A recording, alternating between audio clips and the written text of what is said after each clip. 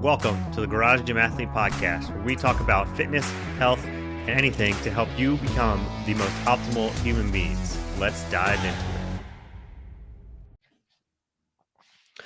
What's going on, ladies and gentlemen? Welcome to the Garage Gym Athlete Podcast. We are back with another athlete interview, and this time we have Luis on. So how's it going? It's going great. It's going good. Enjoying everything that Garage Gym has to offer. It's great. Yeah, we were supposed to do this interview back in the fall, but schedules happen, things get moved around, and so we're excited to get you on here. I think when you joined, you kind of hit the ground running, and really, I'm just going to kick it over to you on tell us who you are, how you train, what you do, and where you're at. Yeah, so I'm Luis Garcia. I'm a father. I got a beautiful wife, and I got 2 kids and 1 on the way. My kids are 1 and 3.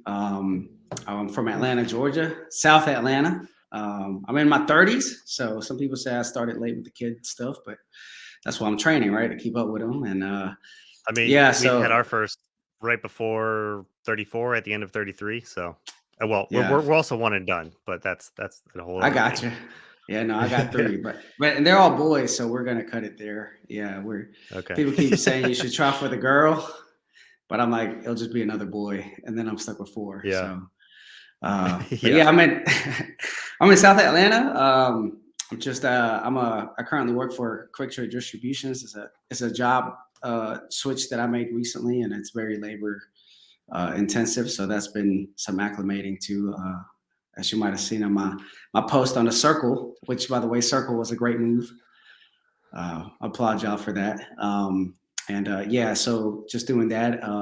I did come from a CrossFit background. I picked up CrossFit back in Afghanistan in 2013 when I realized that looking good was really not the way to go. I think that was my primary objective since I ever started like weight training, was just to look good.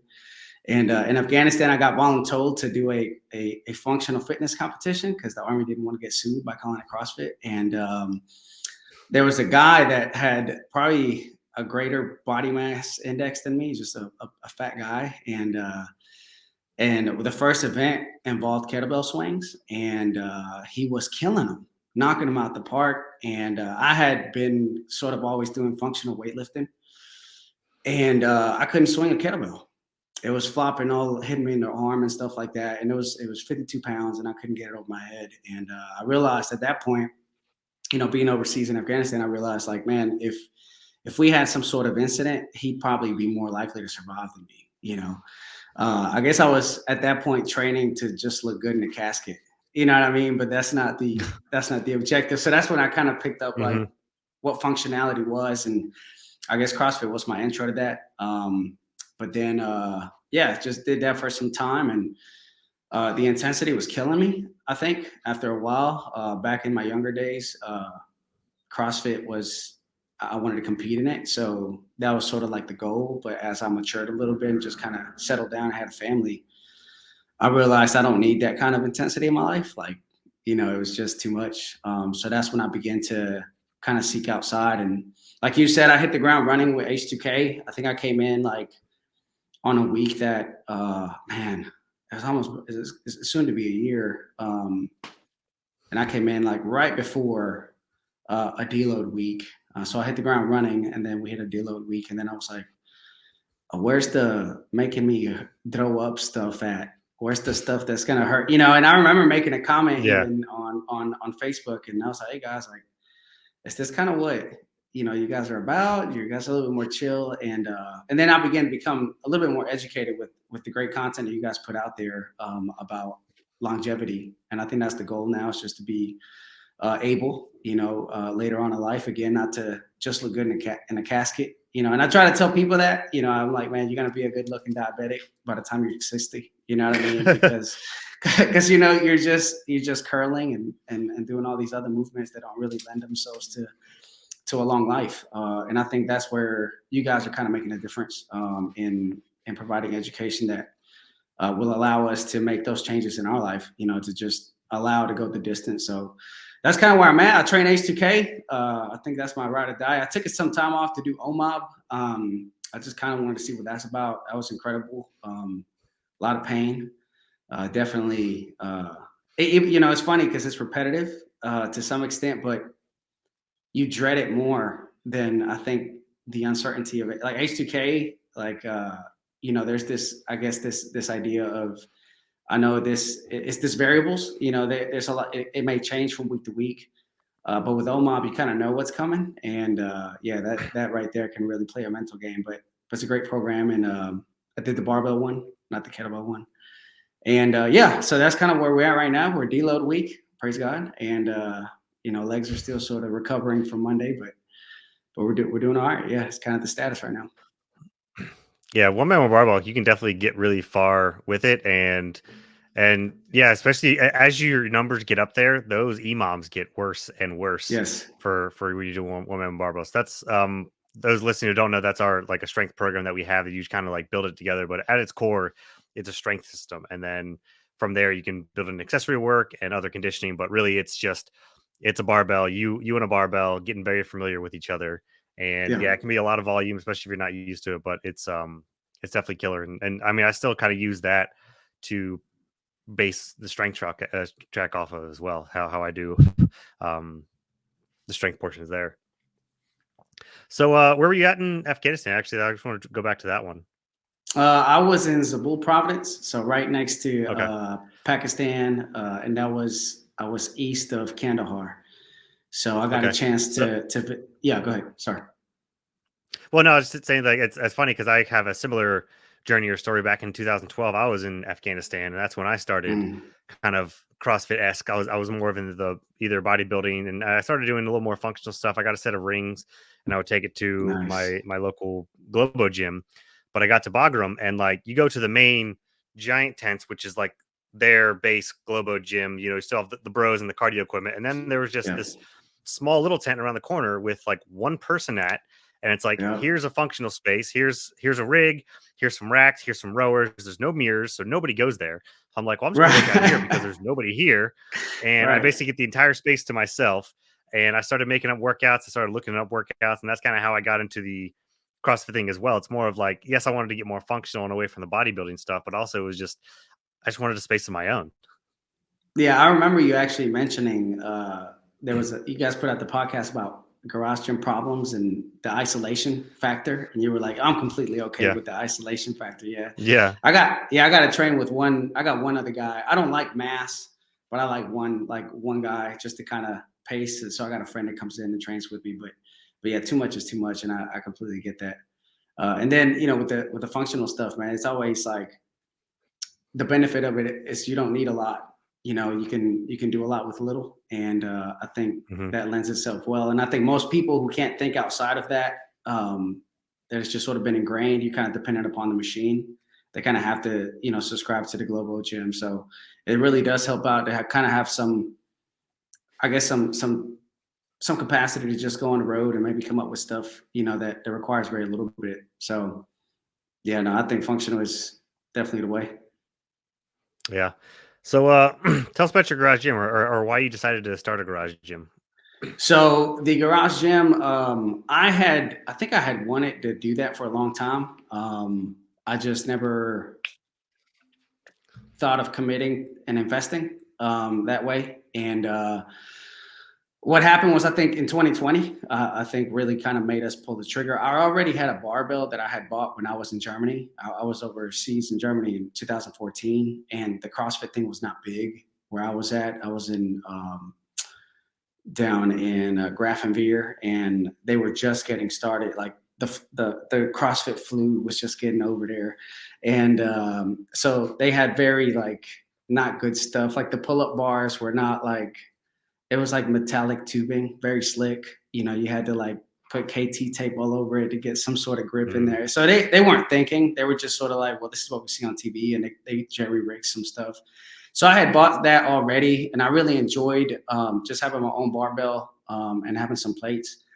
And then I ended up separating from the service. And when I came back here stateside, I just found a CrossFit gym and started working out there. But I think I was at that point beginning to drift away from the idea of just being upside down for like 50 reps, just beating my head against the floor, that kind of thing. It was just like, man, this is crazy. Like, why do I need this? That's when that kind of set in. And so I tried a conventional type gym. But again, it's just too, I don't know, the drive, the people, it was just a little bit too much for me. So we finally got a home in 2020, and then me and my wife, and then we started to look into getting a garage ready. And the idea was that in 2020, my wife, being a nurse, her time was so limited. I mean, it was an incredible demand for her as a nurse. For me, time with my family is like one of the most important things that I have. So I needed to find a way where if I wake up within like 3 minutes, I can be in a gym working out. So we began to invest. We cleared out the garage, and then we began slowly with UVA foam, which is not the right way to go. It breaks apart really easy and stuff like that. And we started scrapping that out. And with that barbell and those plates that I have from Germany is how we kind of began. And really what led me to you guys was, how do I DIY a plyo box? And that's, I looked that up, and I found the, Jerred's plan on how to do that. And we used that to build our first plyo box in here. And that's kind of how we started to see, okay, this is doable. You know what I mean? It does afford us more time at home. And there really is no excuse once you got it. You know what I mean? So we began doing that. And then other people from like our church community started wanting to get in shape, and we've opened a garage to them as well. So they come in here and do stuff whenever they need to. And they've helped out, thrown, a couple bucks our way here and there to try to, help it grow. And that's where we're at now. It's just about being more at home. Yeah, your space looks legit, and it's definitely come on pretty quick. And you showed a few photos, and I think you did a garage tour as well. That you submitted, right? That we put on Yeah. our YouTube. Yeah, so there's Yes. a full tour that of his you can check out. So it's definitely a legit space, and you see you painted the walls and everything. So that's great. So Yeah. do you have Sorry, go ahead. No, I was I was just, just gonna ask if anybody else in your family is joining the gym, but you got your whole and your own community that kind of comes and works out there. yeah, I got some people that come. My family, my wife's pregnant right now, so she sort of eased off a little bit. But I do have, like, I've invited my brothers, but they don't want to come in here. They prefer more of the global stuff that's a little bit not as intense. And I tell them too. I was like, man, you got to trade that heart rate, and they're like, why? Why do I need to trade my heart rate? So anyway, but yeah, that's it's funny. You think your family would be the first ones in here, but it's other people. So They're always the hardest family. yeah, for sure. So let's see. Okay, I guess we can get to the other question. So what's the hardest workout you've ever done? So the hardest workout I've ever done, I think, would have to be can't remember the benchmark name, but it involves rowing and it involves barbell thrusters and pull-ups. I can't remember the So bench. it's I'm not one of sure ours. no. I think for garage gym, the hardest one that I've definitely done was can't remember the name, but we had to walk with a barbell on our back, and Yeah, we Iron went for like, Mile. yeah, that's it. Yeah, I did the Iron Mile, and I think I might have bit off too much weight. But at this point, the neighbors were Always happens looking. the first time. I know it, and and I remember the comment thread was just like infinite on like, "Hey, it's my first time. What should I?" And the people were commenting, and they're like, "Man, don't bite off more than you can chew." But at this point, man, I had made it down. The issue is walking too far out. I think next time I'll do like quarter laps. But I had walked a half mile out, and by that point, I was like done. And then it's like, oh man, I really thought at one point to just take the barbell apart and like maybe drive back. You know what I mean? Come I back mean, and pick them up. that that's the whole mental toughness part. You walk all the way out and you have to come back. Yeah. No, it was, and your arms start going numb, and the you start feeling that neck in the back of your Yeah. neck, and you kind of want to straighten out, and it's sweaty now. Don't do it with a shirt is my recommendation, because then the barbell starts slicking everywhere. And yeah, it was, and down here in Georgia it's super humid, so it was not. I think I was upset. It's one of those workouts where you just get upset and you're like, man, why am I even doing this? So, but yeah, that's insane. I was like, who came up with this? What kind of crazy Jerred. person, yeah, would do something like Jerred. this? Yeah. Um, in your opinion, what's the best activity for building mental toughness? Honestly, I think one of the most difficult things is, I'm not gonna lie. I think planks is probably one of them, and you wouldn't think so in the sense that it's not the most intense thing, but I think that's really what makes it. It brings you to that question of like, okay, this isn't killing me. Can you hold out even longer? Can you hold out even longer? And it seems like you always can. And I don't care who you are. Well, for me anyway, every time I've come out of a plank, I always say I could have gone longer. I don't. It's just me. I'm like out of Yeah. it. It could have been the longest one I've ever done. But as soon as like the tension eases up, I'm like, I should have held in there like probably another 30 seconds. You know what I mean? So it's just that idea of it's not the hardest thing in the world. And I don't think it always has to be. It's just a matter of it's just enough discomfort to where you're like, okay, it's not killing me. Should I go longer? Should I not? So I think planks for me have always when I see them automatically, I'm like, you know, am I going to hold out or not? So I definitely agree. I am awful at planks and they suck. I think Jared's even said that like because especially when it comes up the workout planky Tyler because there's a ridiculous amount of planks in that, and mm, it's so much, but it's one of those things where like you can't. It's really hard to hurt yourself or go too much on a plank because you'll just fail and then you just drop and like that's it. Like yeah, there's not like you're really not going to hurt yourself on a plank. It's just more of you digging deep and yeah, I don't know. It would be a really, really hard thing to take a plank to actual muscle failure. It's more of just like exactly. you're Hmm. just done, especially mentally. And then like I know for me, I'll like I have to really concentrate on my breathing, or else I'll hold my breath, and then that just like makes it worse and it goes even bad.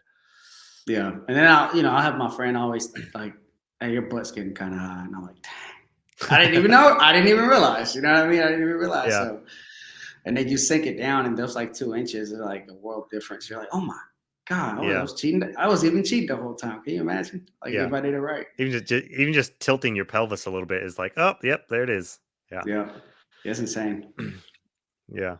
If you could have one piece of equipment to train with for the rest of your life, what would it be?